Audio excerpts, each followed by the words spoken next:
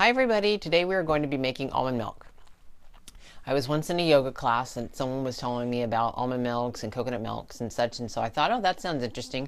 I'd like to try some of those. So I went to the grocery store and I started looking at all of them and reading the ingredients and found that, wow, it seems like almond milk and coconut milk should be something pretty natural, and I found a lot of ingredients there that I had never even heard of. So I started looking into it and decided to make my own, which is super easy to do and not too time consuming at all, unless you're drinking a ton of it all the time.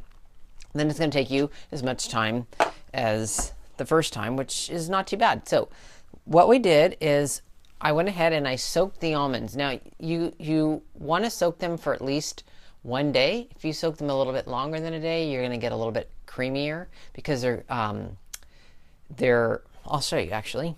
So they will start to sprout a little bit, and as you can see, this one has a little sprout going on right there from sitting in the water.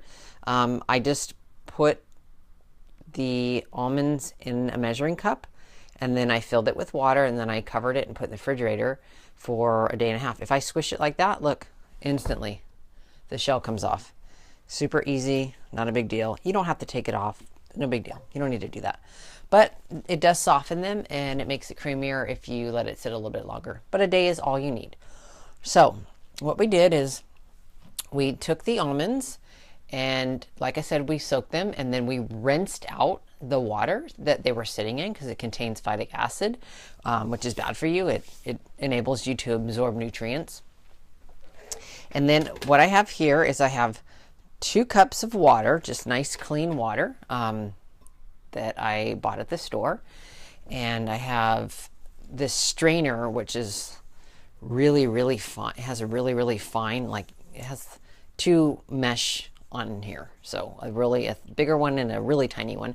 And then I have this over the top so that I can squeeze out all the juice. And what this is right here, you can use cheesecloth. And I actually went to Home Depot, and if you've watched any of my other videos, I've showed this before. It's a paint strainer. So that's exactly what this is. I find this to work really well because I can clean it out and reuse it, whereas the cheesecloth is not that reusable. So that's what we have there. And then we have our little container to put our milk in. And if you want to sweeten it, you can add a little bit of sweetener. I typically just add a little bit of vanilla. And so let's get started. So we have our water here, blender, our almonds. We have 1 cup of almonds here. So I'm going to go ahead and pour those in there. So we have the clean water, which is 2 cups. We have 1 cup of almonds that have been soaking. And we're going to go ahead and blend this for between 2 and 3 minutes.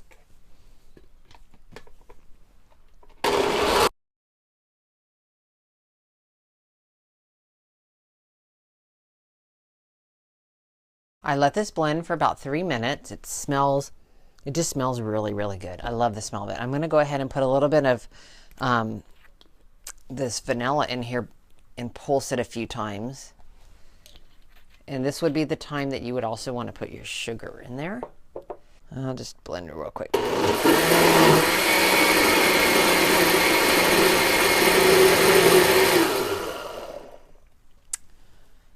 I think I'll go ahead and also put a drop or 2 of stevia in there.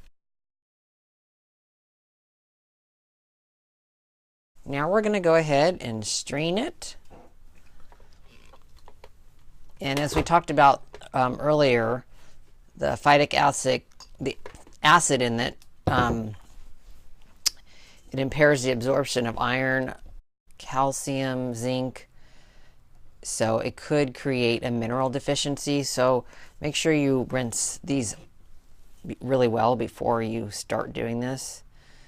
And then what we're going to have here is just milk pouring out the other side there. Do this slowly so it just stays in the cup there.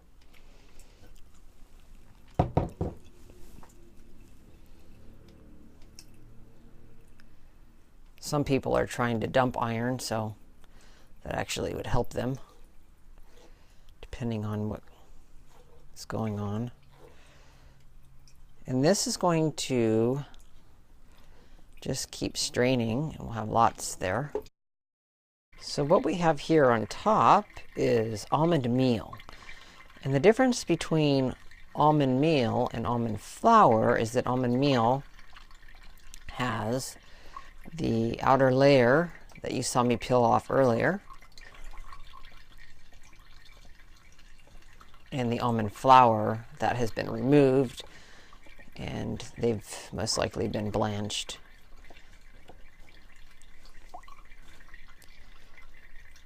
So it just looks like pure white, whereas in this you can see it's meal. I mean, you can feed it to your dog, or what I have done is I have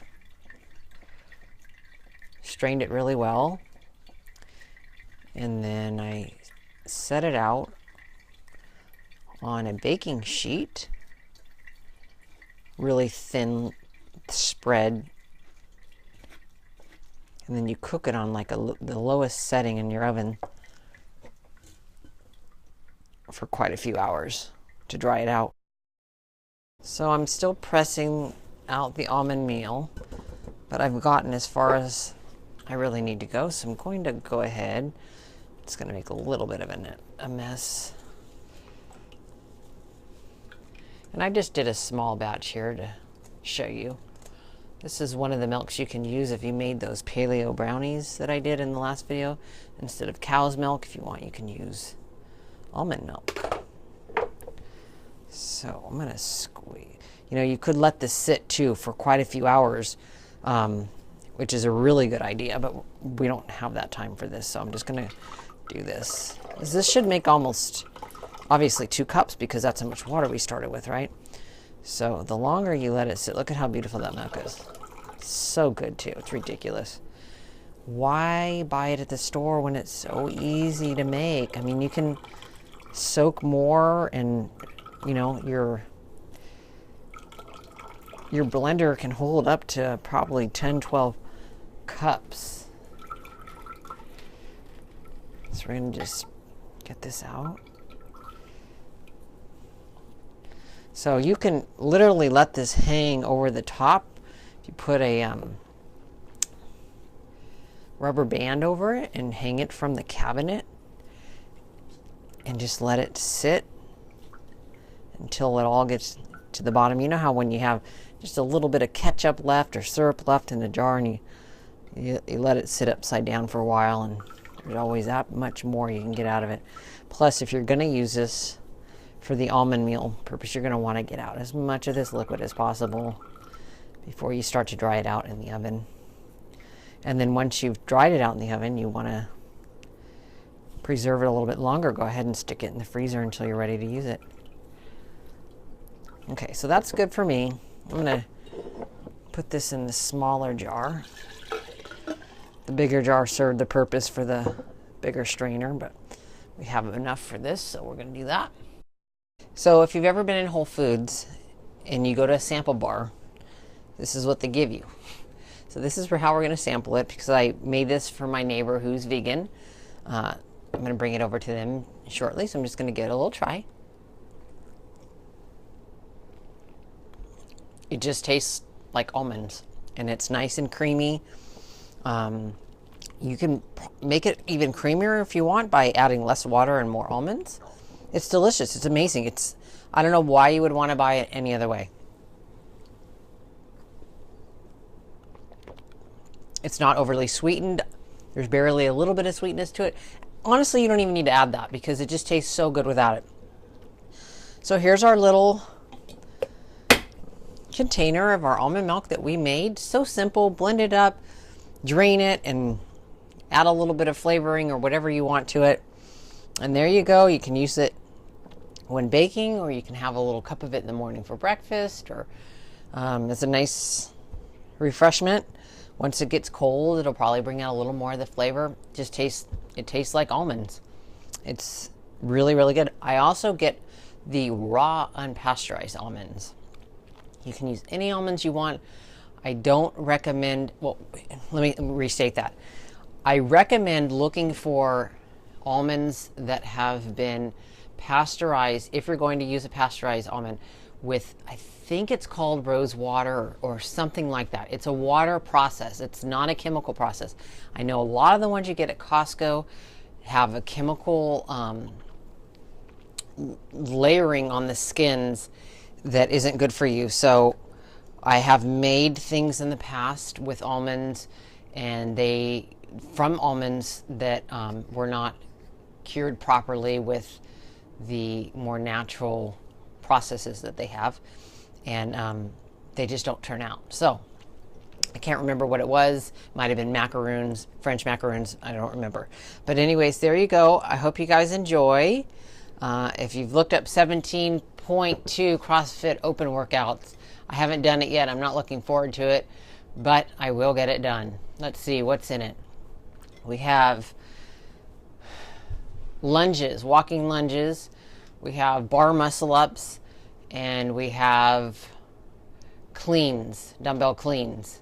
So it's a tough workout done in 12 minutes at your max capacity, and it's a lot of fun. It's a lot of work. It's a lot of pain. You're going to hurt for a few days after, but it's worth it. We're a fun community, and maybe you guys can check it out and do a few workouts on your own at a gym, in your garage, wherever you want. I will be trying to figure out how to get to you guys my programming that I'm doing for myself. It includes some bodybuilding, some weightlifting, some CrossFit stuff. So if you're interested in that, hopefully you can check that out. I'm not sure yet how I'm going to get it to you. My idea is to, I've been writing down everything that I've done, and what I would like to do is demonstrate short videos for you of the movements in case you're unfamiliar with them, along with the program, just in case you want to try it out and see how it works for you. So anyways, don't forget to like, comment, and subscribe for future videos. And I hope you guys are having a great day, great evening, wherever you are in the world. Thank you for watching.